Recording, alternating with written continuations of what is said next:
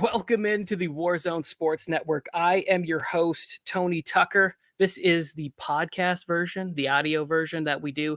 You can check us out everywhere on all the podcast platforms. As you can see, bumbling around, already messing up. Get him up there. I am joined here by sports reporters without pay, Ray Lynn. We are going to get into a ton of topics in just a second that are NFL storylines that intrigue me. Ray, how you doing? I'm doing great, man. Thanks for having me. This is our first time able to lock in together, so I appreciate it, man. Absolutely.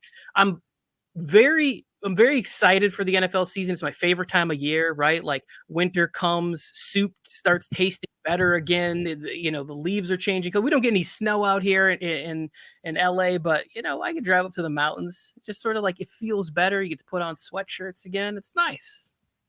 Well, listen, you're not missing anything. I grew up in Detroit. You're not missing nothing. I live in North Carolina now. I don't miss the snow at all. So it's not an experience that you really missing something. You'll be fine. Oh yeah. I grew up in Upper Michigan. I grew up in Marquette. I'm a Youper. Oh, so then.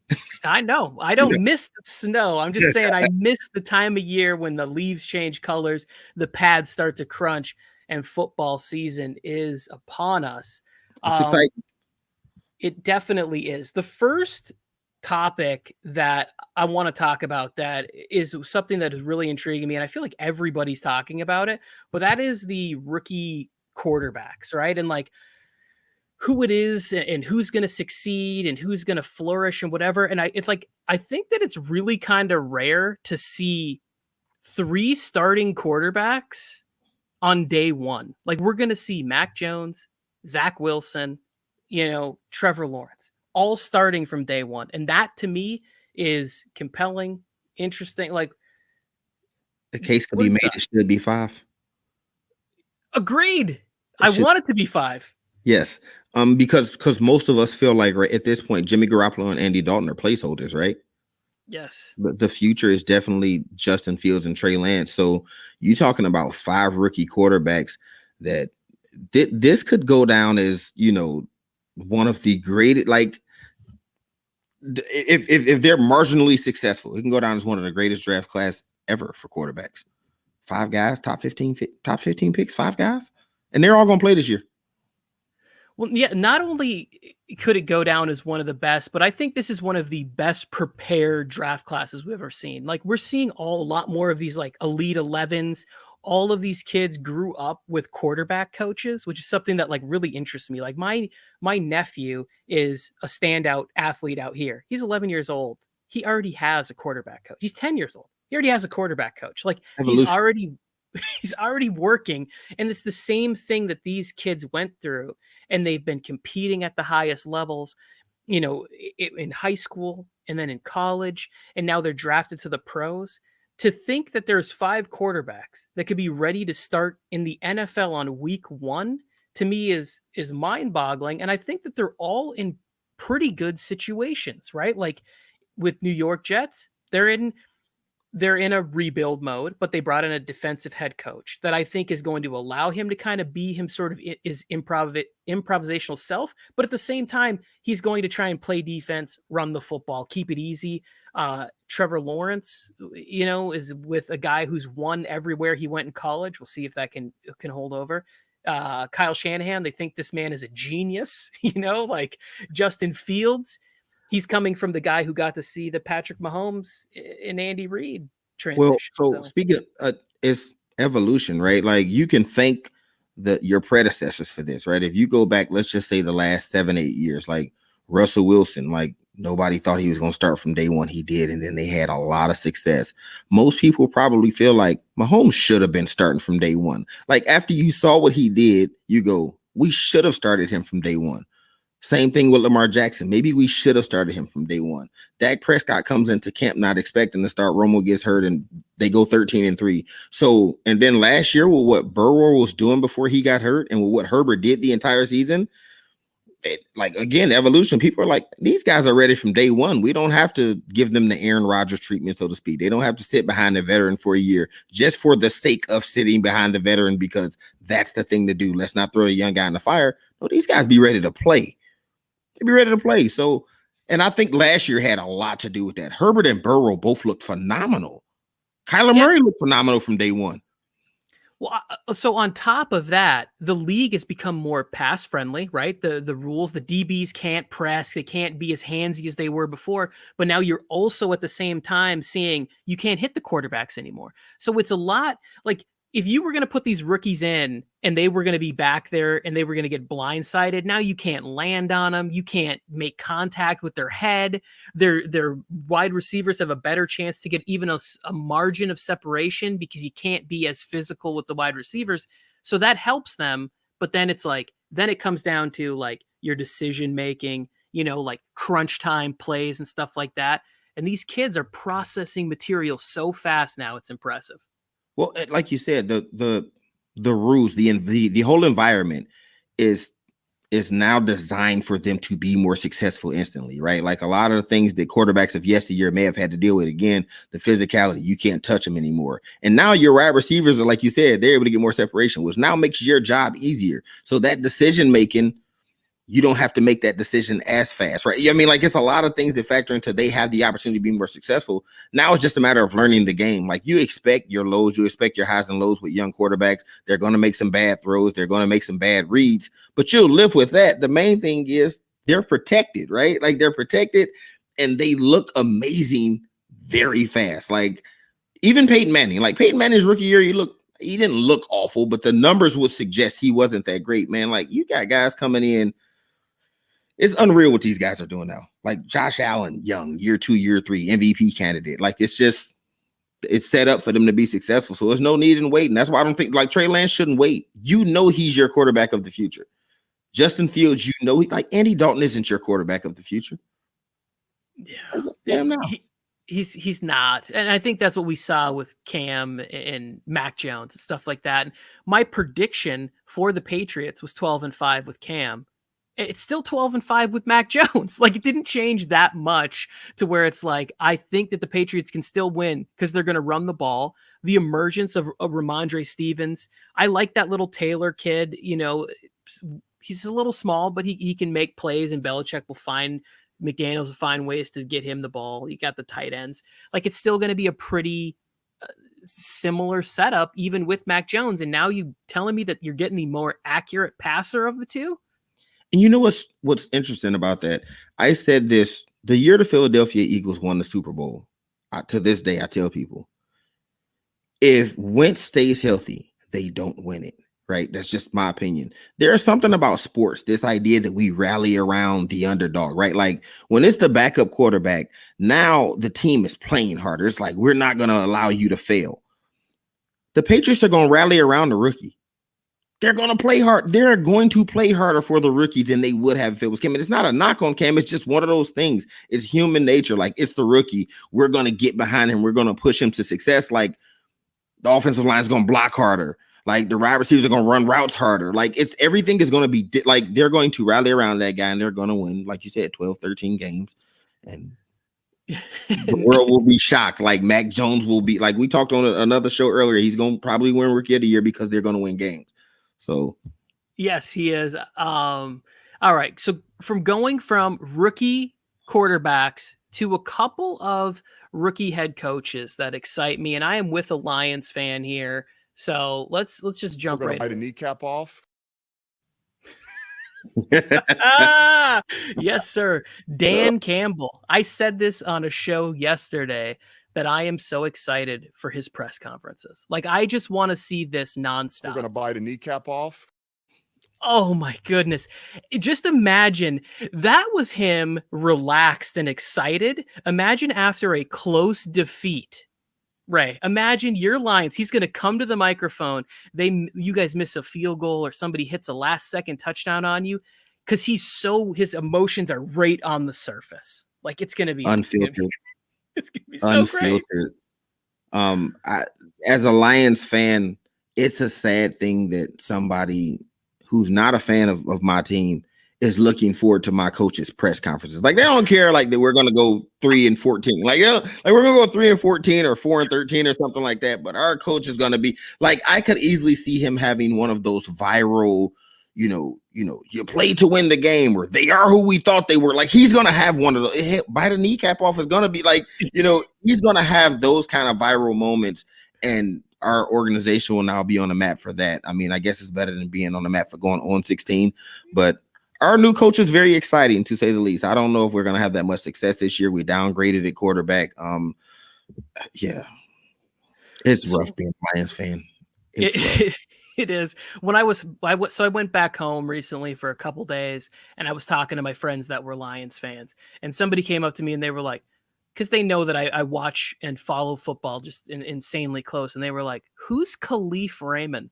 And I just started laughing. I was like, "Don't worry about it. It's like, just enjoy your Sundays, drink your Keystone Lights, and just keep moving forward." The best thing we did this off season was Penei Sewell. Like, I'm happy about that. I'm happy we didn't just go get a name. There was a time in Lions franchise history where we was drafting receivers every single year. I'm talking every single year, year after year. So maybe somebody finally got smart and said, okay, let's try and build this thing from the inside out. Let's build up in the trenches and then build out from there. And we'll see how that works, because we've always had talent. We've always had weapons. We've had Barry Sanders. We've had Herman Moore. We've had Megatron. We've had Stafford. And it doesn't amount to us competing like that. So let's see if we can build this thing from the inside out, build the trenches, build the offensive line. Let's build up the defensive line and work our way out. And hopefully that will translate to success. But again, the coach will be very interesting, to say the least. We know that much. It will be entertaining. I said this about the Lions. I say it all the time. Moving off of Matt Stafford was like the most un-Lions thing ever, because you saw what they did with Barry, you saw what they did with Calvin. So to get draft capital for him, and they still got a usable quarterback, a startable quarterback in Jared Goff, that was a very smart move. And like you said, drafting an offensive line.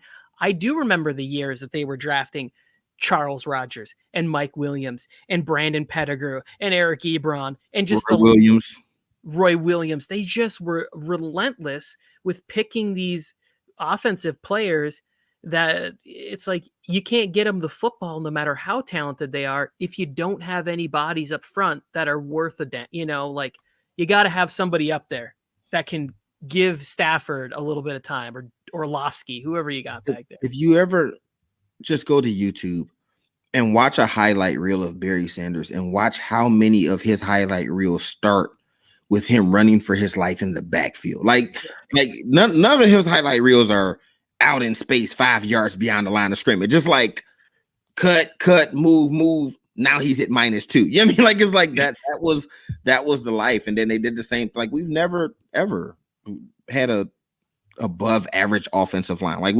That's just the Lions for you. Even like you said with Megatron and Barry, those guys retired early because they just said, you know what, I'd rather. Those guys still had peak years left. Exactly. They could have traded those players and got capital, and they didn't do that. So you know what? That's one of those things where I don't know, even as a Lions fan, I don't know the inner workings. You hear stories and you hear rumblings and you never really know how it works out. I don't know if those guys wanted to stay beyond getting traded. I just don't know. I do know Megatron said something along the lines of, it kind of sucks to put your body through this physical torture that we do. And for what? He was basically saying, we're not winning. I'm going out here giving my all. I'm playing hurt. I'm getting hurt through training. And it's we're not competing. I would rather not play. And with Barry was so quiet that he's the most unassuming superstar ever. So he never really came out publicly and bashed the franchise, but we all knew. We knew. Barry was a season away from breaking the all-time record and said, I would rather not play. Yes. He retired on the verge of becoming the all-time legend. And it's when you said that thing about his highlights, it reminds me of watching Emmitt Smith highlights. Those holes, you could drive a Buick LeSabre through the holes that 90s Cowboys line was providing for him, and everything was Barry Sanders made that juke famous. That he was on the TV version. I mean, obviously guys like Walter Payton were doing things like that prior, but just in the boom of the television age, Barry was captivating to everybody. You got to see it on a much wider level. Barry Sanders is still one of my favorite players of all time.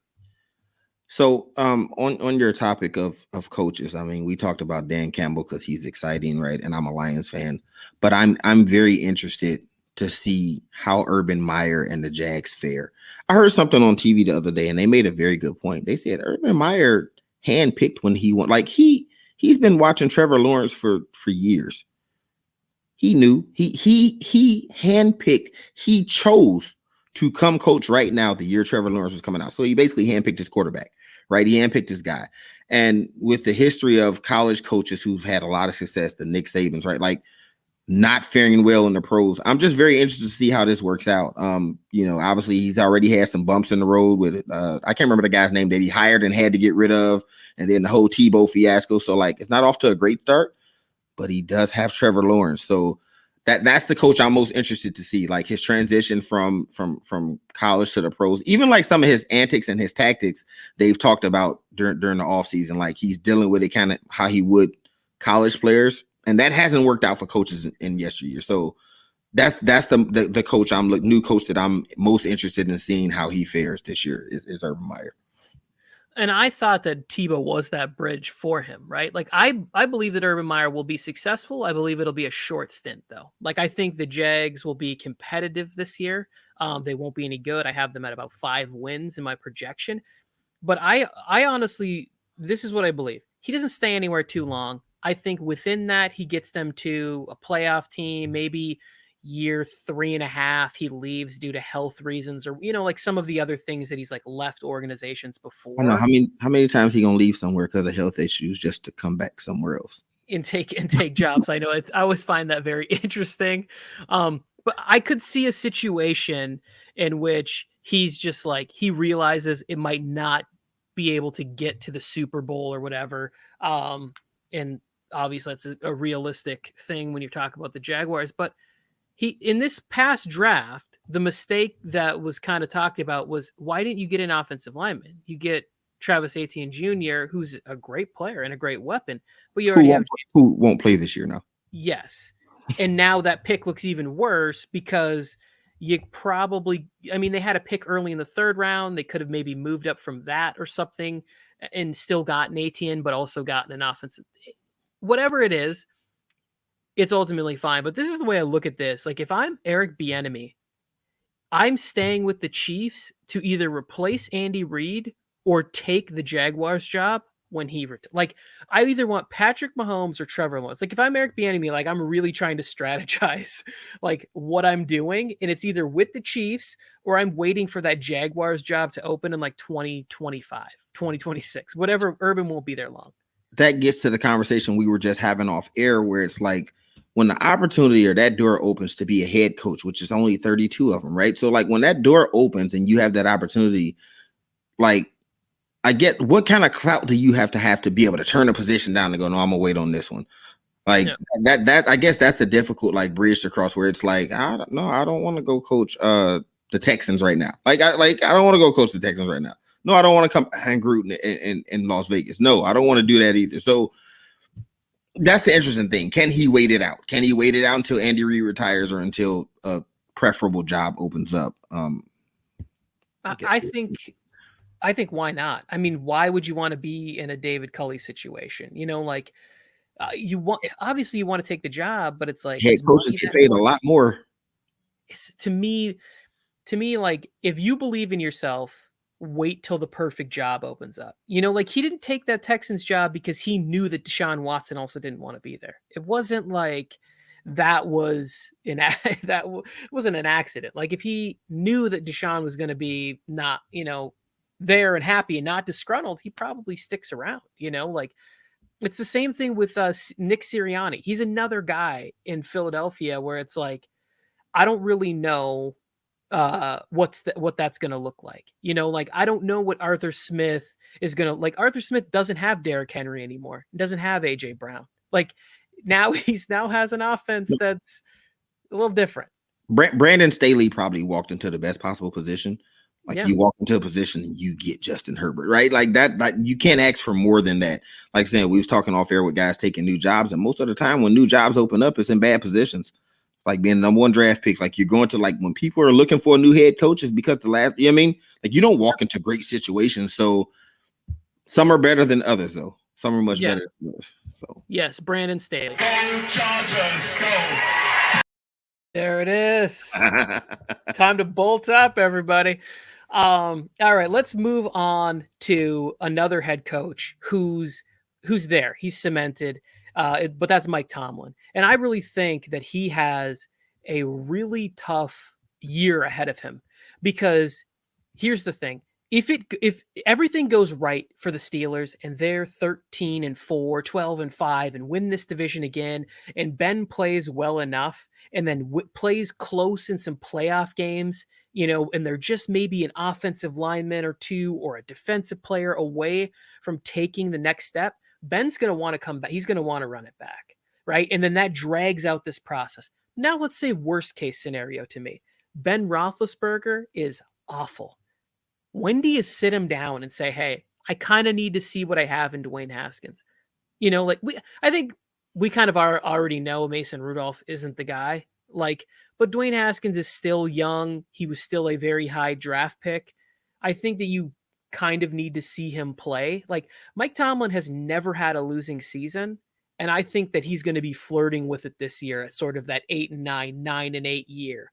What do you think about this situation?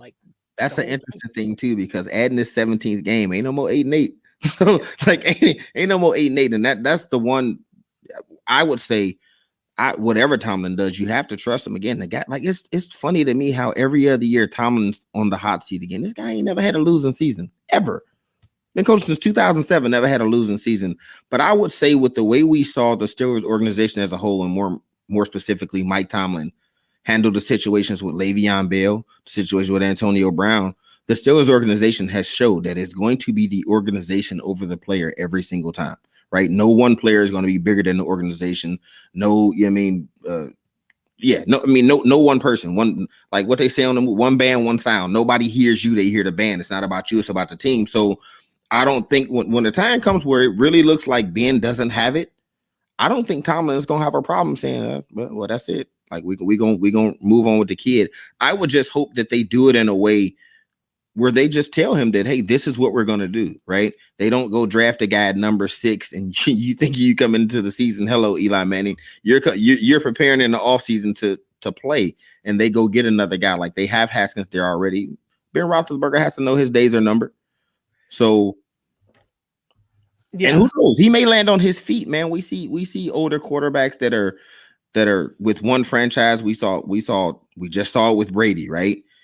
We seen Peyton Manning leave and go have success in Denver. We saw Brett Favre leave and go have success with 2 other organizations, right? With the Jets and with the Vikings. So it won't be the end of the world for Ben Roethlisberger, but for the Steelers, like you said, they have to at least see if Haskins can play.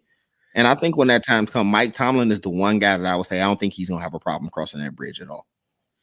Yeah, see, Ben seems to be difficult, right? Like, Ben seems to be like the kind of person that would be a little bit of pushback maybe in that conversation, like his the ego. Undercover diva and all of this with him, Brown and Le'Veon, like those were the divas, but this whole time Ben's been a diva. That's I can see that.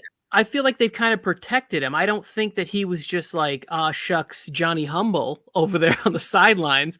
I think that he could maybe, not throw a fit, because if you're the Rooney organization, you're not siding with Ben. If they don't side with Tom Brady with New England, you're not siding with Ben Roethlisberger there, because Ben's style of football is based on his physicality and his ability to stand in there and take hits and be tough and rugged. And that has quickly come to an end for him. And that's the thing. So you think about some of the guys I just named, right? I don't know what would make Ben Roethlisberger think that he's any different. At some point, the run was over for Joe Montana. They moved on to Steve Young. Joe Montana went to another team. The run was over for Brett Favre. They moved on to Aaron Rodgers. The run was over for Peyton Manning. They moved on to Andrew Luck. Ben Roethlisberger is no different. If all-time great quarterbacks run came to an end, then what you have to do now as a veteran who's still very capable, you go find a team that needs somebody to fill a gap. You're not going to be the franchise guy, but you can still play and offer something. Then he just has to be okay with that. If all those guys I just named, we talking all-time greats. If their terms, if their time ended, he ain't no different. Yep. I just can only imagine on the sideline. Tomlin's like, "Hey, Ben, I need you to sit down." No, God, please, no, no. Just throwing a fit on the sideline. I would love to be a fly on the Gatorade jug for that And conversation. I could see that being ugly too, but then like Ben Roethlisberger's no spring chicken. What 2004? 2004? Yeah. That whole class is pretty much gone. Eli, Phillip, everybody, like he's hanging on the longest, but it's not much longer. Yeah, so yeah. I think it's going to be a tough year for the Steelers and some tough decisions for Tomlin, but I think he can do it. I want to now transition into some other quarterback and coach marriages that I think could be a little rocky. And the one that I kind of have my eye on that I think is the most interesting is Gruden and Carr in Las Vegas, right? Because they have so much invested in him with that 10-year contract and money and everything, and they love Gruden and the marketing. Like, I could see a situation where it's like, hey, this isn't working out. We're not going to make the playoffs again. Like he's going to be their starter, but maybe they take a look at Mariota, who's the backup. Like maybe he comes in.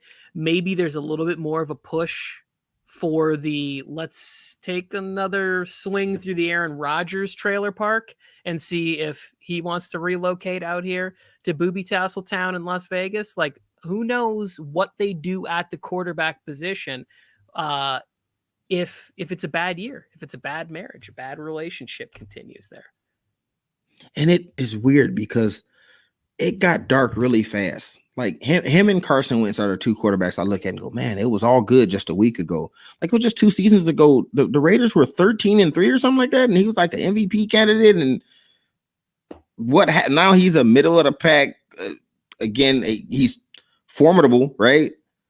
But he's not great. Like, so I don't know. Like, I don't know. I hadn't thought about it until you said it, that they could be looking to move on from him soon, but it wouldn't shock me if they did. And it's funny you mentioned Aaron Rodgers. That's my relationship that I think is going to be interesting throughout the year. Yeah, I know it is.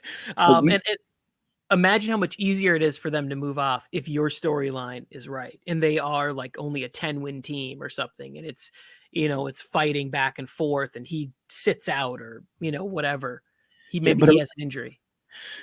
Imagine being with a team for 2 years, winning 26 games, and your two conference championship games, and your MVP quarterback decides he don't want to be there in the offseason. Like again, now when the season comes back, we all have to now play nice and act like none of that happened. So I think that there's going to be tension there all year. Matt LaFleur, his job shouldn't be in question, but he has to be thinking like life is much easier with Aaron Rodgers than without him. So I'm sure he doesn't want him to go anywhere, but he done told the whole world he don't want to be there. And I'm only going to stay for this year. That's all I'm giving y'all. So I think that relationship is going to be interesting all year. Matt LaFleur has to feel pressure to pretty much win a Super Bowl. Like if you don't win, he's gone. Yeah.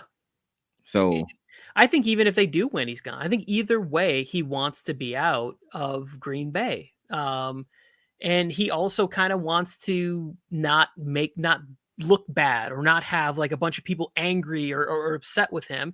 And Vegas is a quick plane ride. It's a 45-minute private jet ride away to get home at night and see and be there with his wife and fly back early in the morning. Like you could potentially still live in LA and play in Las Vegas or vice versa. Like it's much easier than getting from Green Bay to there. Like some people say, oh, I want to see Aaron Rodgers go to the Washington football team or something. It's like, he's not going to go east, that's just not where he wants to be. He wants to be closer to the new bride that he's about to settle down with, not further away. He's not going to travel east to go that way.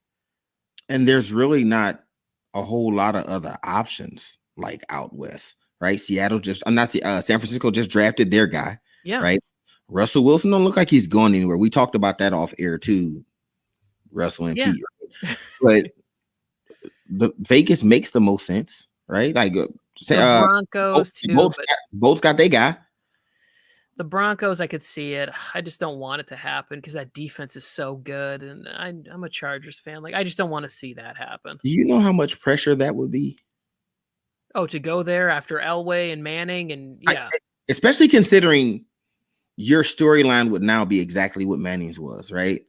Moving on from the franchise you've been identified with your whole career. You come and what Manning did when he got to Denver, Jesus Christ. Like, so I think that would be a lot of pressure to follow behind that, but yeah, just a couple other ones, which, because I know we'll skip over the Pete and Russ one, because I do think that is interesting, but I also think they're going to win, so it probably won't be a problem. But the one that we talked about that we kind of not disagree on, but is like the Sean Payton and Jameis Winston one, right? So for me, I tend to think that this is like a little rocky because Sean Payton seems to have some sort of affinity for Taysom Hill and want to include him. It's like the son that he never had. Like he's trying to like force him in. We're going to have packages for him and we're going to give him this money and we're going to have like Jameis Winston is threw for 30 touchdowns and 5,000 yards. Yes, he threw 30 interceptions too, but like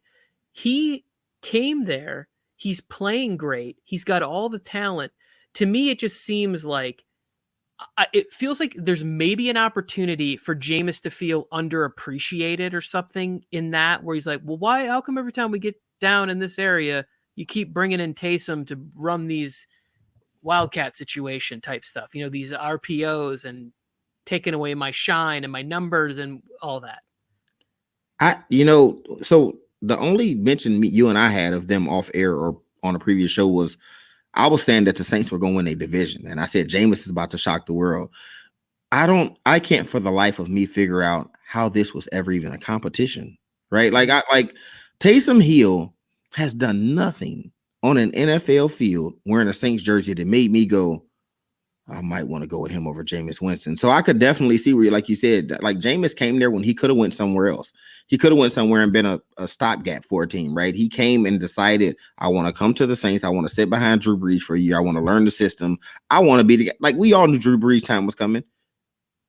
Winston said, I want to be the guy to come behind him. So I could see that being a friction point where it's like the coach doesn't 100% believe in you. At least that's not what he's showing. I mean, he took it all the way down to the wire. He basically had to drop 2 dimes to Marquez Callaway in that preseason game for him to finally come forward and say, I rooted for Taysom Hill to get the job because I find it interesting to watch quarterbacks like that play in the NFL. Like for whatever reason, that's sort of just like chaotic. Like I'm very excited to watch Jalen Hurts in Philly. Like that style, because it's different than what I'm seeing mostly. You know, you're seeing guys in the pocket everywhere you go. And unless it's your favorite team, there's really nothing that's different or interesting. So I like to watch it. I was rooting for Taysom Hill. I thought they could have won games, but I think they're a much better team or much more like a contender when you have Jameis Winston over Taysom Hill. Like, I don't think it's really that close. Not to change the stop, but it's funny. We talking about New Orleans. The real interesting relationship is going to be when and if Michael Thomas comes back. They done put it out to the public. And he has every right to be.